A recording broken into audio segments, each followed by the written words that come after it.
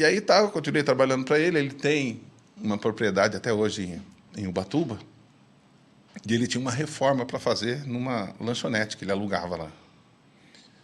E aí ele falou comigo, Totó, você não vai em Ubatuba reformar para mim? Cara, eu não posso pagar muito bem, mas eu posso te pagar tanto. Tanto que ele falou que ia pagar, para mim estava muito bem. Muito bem, ele estava pagando muito bem. Nunca me explorou em nada, cara. Ele me pagou muito bem, muito bem. Daí eu falei assim, vou. Porque é o seguinte, aí até então eu estava bebendo, porém eu estava me alimentando. Estava vivendo uma outra vida. Mesmo bebendo, estava levando uma outra vida já. Tá? Então, eu tinha meu horário de trabalho, palavras que me levantava, né? E foi me estabilizando. Aí eu fui reformar essa lanchonete para ele. Quando eu estava finalizando essa lanchonete, estava no final, já estava até em processo de limpeza, estava fazendo uns acabamentos de piso, num balcão em L, eu ia lá, media a peça, a cerâmica, e ia lá fora para cortar com a maquita, para não fazer mais poeira. Aí teve uma hora que eu fui lá fora, aí passa uma morenaça assim, bonita, uma mulher bonita, um cara desse tamanho, um negão forte, e aquela mulher me encara, cara. Ela dá uma encarada assim em mim, sabe aquele olhar assim de... 43? Assim, aquele olhar de... Não, para ter falado uma morenaça assim, tem que ser a pessoa, né? Meu Deus do céu. Daí... vai voar um chinelo daqui. Aí olhou para mim assim, cara, mas eu vi aquele lá... olhar de bora. Mais ou menos. Passou isso. A cremosa, o senhor fala? Mas eu vi aquele cara, né, cara? Falei assim, poxa, como uma mulher com um cara desse tamanho ficar dando bola para mim, né, cara? Olhando para mim assim, eu tudo sujo de pedreirão ali. Tal, homem bruto. Pô, passou homem bruto. E fazia tempo que eu não namorava, que, né, a vida que eu tava... Aí aquilo me interessou bastante, rapaz. Não sabia nem como fazia, mãe, nem como dava oi. Não, mas eu dei a olhada, eu encarei. Olhei, passou e tal. Aí me deu um sorriso. Eu falei, caramba. Linda morena, senhor. O coração nem bateu, apanhou na hora. Aí tudo bem. Essa é boa, né? Aí... chegou a noite, porque eu estava reformando, eu dormia lá em Ubatuba. Era solteiro, tranquilo. Aí, em frente, onde eu estava reformando, tinha uma lanchonete, tinha um karaokê. Na época, tinha uma época do karaokê. Aí, eu tomei um banho, trocava de roupa, fui lá. Na verdade, eu tinha até esquecido já da morena. Aí, estou lá, de repente, eu com 32 anos, ela 21, né? Aí cheguei lá, daqui a pouco quem que chega lá na lanchonete? A morena. Aí veio puxar assunto comigo. Olha para você ver. Antes eu que era o tal, aí chegou em mim, começou a conversar e tal. Foi fisgado. Daí eu falei, cadê seu namorado? Não, aquele não é meu namorado, é meu irmão. Opa! Glória a Deus. Glória a Deus, aleluia. Aí ela perguntou de mim, e você não tem namorada? Daí eu contei a história para ela. Assim, ó, na verdade eu não tenho namorada não, mas eu fui casado, tem 10 anos que eu sou separado, tem 9 anos que eu não tenho contato com meus filhos, tem 4 filhos, e ela não acreditou, né? Porque quando eu falo esse testemunho, essa morena, ela é essa mulher aí, ó, a minha esposa. Vem dar um oi aqui na câmera. Essa é a minha esposa. A resgatadora. Cara, dá um oi pra galera. Essa mulher que ficou me cantando é ela aí. Ficou me cantando. Aí, deu em cima de mim. A audácia desse homem. Aí, Bruno, é o seguinte, o que eu falo para as pessoas? Cara, Deus é tremendo. Aí eu costumo falar, o que Deus fez nesse momento que ela me viu? ou Deus deu uma melhoradinha em mim, ou deu uma cegada nela. Né? A segunda opção, geralmente, pastor. Com certeza. Entendeu? É. Então Deus deu uma cegada nela, sei lá, o agir de Deus é lindo. E eu contei essa história para ela e falei dos meus filhos. Ela falou assim: e por que você não entrou em contato com seus filhos? Rapaz, ela já veio. Capinando já. Tudo, é. Ela perguntou, ela não acreditou no Veio momento. alinhando o homem. Ela não acreditou no momento. Que eu tinha 4 filhos, embora com toda que eu passei, eu não aparentava que tinha 4. Apesar que eu tinha 18 anos, 19 anos, primeiro filho, né? Eu já tenho uma filha de 36 anos. Nossa. É. E então eu falei para ela: como que eu vou entrar em contato com meus filhos, sendo que a minha ex-mulher foi embora por causa de gandaia minha? Eu falei para ela que eu era gandaieiro por causa da gandaia e bebida. Ela foi embora por causa disso. Com certeza os filhos não querem nem ver minha cara. Aí ela falou assim: não, os filhos não tem nada a ver. Sua ex-mulher é ex-mulher, mas filho nunca vai ser ex-filho. Daí eu falei: Ela perguntou: você já tentou? Eu falei assim: não. Mas isso tudo no primeiro encontro, no primeiro vez trocando ideia, já entrou numa profundidade já. Aí na psicologia. Né? Primeiro Eu, num conversa. tempo desse, ia perguntar pra ela: você gosta de pão? Assunto nenhum. Que tipo de pão que você Qual gosta? é o teu pão preferido? Sem assunto nenhum. É, Sem. Rapaz. Rapaz. Foi direta. Aí, como eu tinha perdido tudo, o contato, porque eu perdi todos os meus documentos, perdi tem tudo. Celular na época, poucas pessoas tinham. E eu não tinha...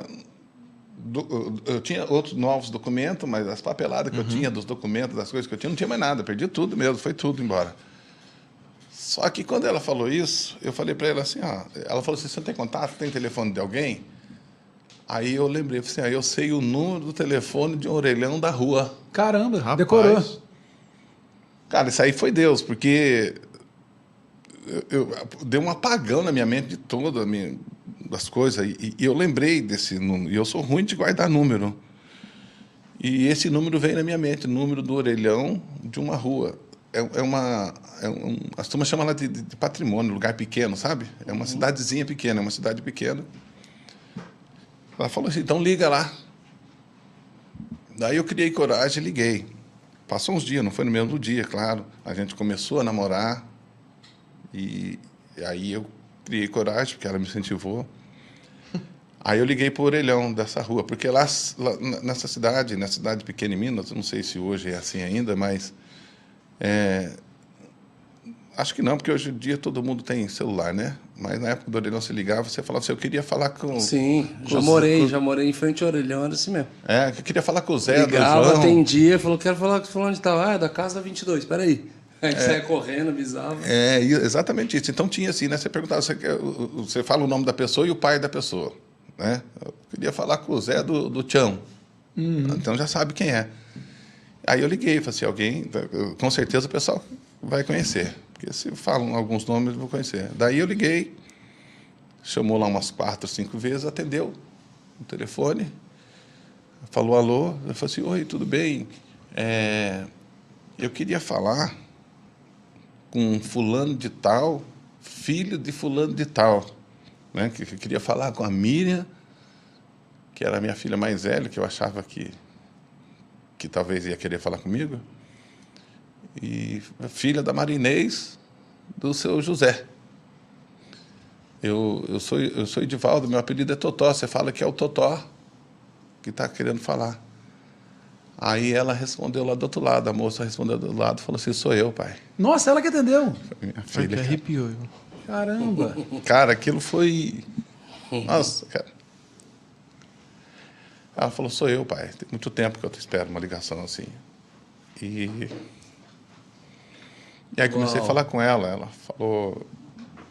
Eu falei assim: vocês não têm raiva de mim? Ela falou: claro que não, pai. Não tem porquê. E ficamos conversando, eu falei assim para ela: eu queria ir aí. Eu falei assim: uai, pai, por que você não vem? Bem mineira mesmo, né? Uai, pai, por que você não vem? Eu falei assim: mas se eu for aí, não vou ser bem recebido, né? Por causa da sua mãe, por causa dos seus avós. Ela falou assim: pai, ninguém tem raiva do senhor aqui. Ninguém tem raiva do senhor. Eu falei assim, então eu vou, um dia eu vou. Aí, marquei um dia e fui. Fui sozinho, primeira vez. E cheguei lá, realmente eu fui muito bem tratado. Eu era uma outra pessoa, ainda não tinha me convertido, mas eu já era uma outra pessoa. Mas ainda estava bebendo. Tava Tentando diminuir. tinha diminuído bastante. Diminuído bastante. E cheguei lá, fui muito bem tratado. Tanto pelos meus filhos, como pela ex-mulher, me tratou muito bem. Quem eu achava que ia ficar assim um pouco de pé atrás comigo seria o ex-sogro, né? Imagina, um pai, a filha sai fora da cidade, depois volta com 4 filhos por causa do cara e tal. Cara, Deus foi tão lindo que trabalhou na vida deles, me trataram super. E eles cristãos também? Não. Não? Não, nenhum deles. E me trataram super bem. Super bem. Aí tá bom. Vim embora. Começamos a ir para a igreja, porque ela também não era crente. Ah, não conhecia. Não, ela conhecia, ia de vez em quando. Na verdade, quem era crente lá era a irmã dela e o cunhado dela, que é o apóstolo Odair. Você conhece o apóstolo Odair? Não. Da Igreja Missionária Fonte de Prodígio Aqui de Taubaté. Taubaté, Eles que eram. Daí, eles me evangelizavam, aí eu já dei mais atenção, tal, e comecei a ir para a igreja. Aí, ainda não tinha parado de beber, mas foi muito pouco tempo a minha conversão, rápida, assim, depois que eu comecei a ir para a igreja. Foi rápido porque creio que Deus tinha pressa também, né? E aí a minha filha mais velha ia casar. Aí nos mandaram o convite, aí ela foi comigo. Eu falei, como será que vão tratar minha esposa lá, né? Aí chegou lá, cara, foi tremendo, cara. Ela com a minha ex-mulher andava de lado a lado lá para arrumar as coisas sem desavença nenhuma. Meu ex-sogro tinha um sítio lá, nós fomos no sítio, a ex-sogra pegando fruta do pé para dar para ela. Cara, trataram ela como uma princesa, me trataram super bem. Legal. Cara, é coisa de outro mundo. Eu não merecia nada disso, eu tenho certeza disso, não era digno daquilo, não. Eu era digno de estar lá por ser pai da noiva no máximo e assim menosprezado, não. Mas me trataram super bem, eu louvo a Deus por isso e oro pela vida deles, que Deus continue abençoando a vida deles, que dê muita saúde. E mantém contato com os filhos, normal, hoje? Cara, depois disso tudo, todos vieram morar com a gente, os 4 filhos. Em Caraguá? Morava aqui em Taubaté. Eles vieram morar aqui comigo. Ficaram um tempo aqui com a gente. Porque nessa fase que você se converteu foi aqui em Taubaté. Foi aqui. Eu me converti aqui em Taubaté, nessa parte. Legal. Quanto tempo vocês ficaram aqui? Não lembro quanto tempo ficamos aqui. Uns 10 anos.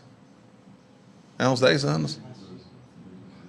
Somando os anos que ele fala, ele para ele ter 75. Não, eu tô mais ou menos 92. Ajudou o Silvio Santos a construir o SBT. Tinha 15. Fiquei 8 anos no coisa. 9 anos que lá... Rapaz... Não sei quantos anos no hotel. Aí 10 anos aqui. Você vai somando, dá 92. Eu brinquei com era um amigo de infância da princesa... Da rainha. Da rainha Elizabeth. Foi no enterro era agora. Betinha, né? A Betinha. Menina, conheci menina. Betinha. Betinha. Então, foi 10 anos que eu fiquei aqui. Quanto tempo vocês estão em Caraguá? 10 anos. Tabatiana também, né?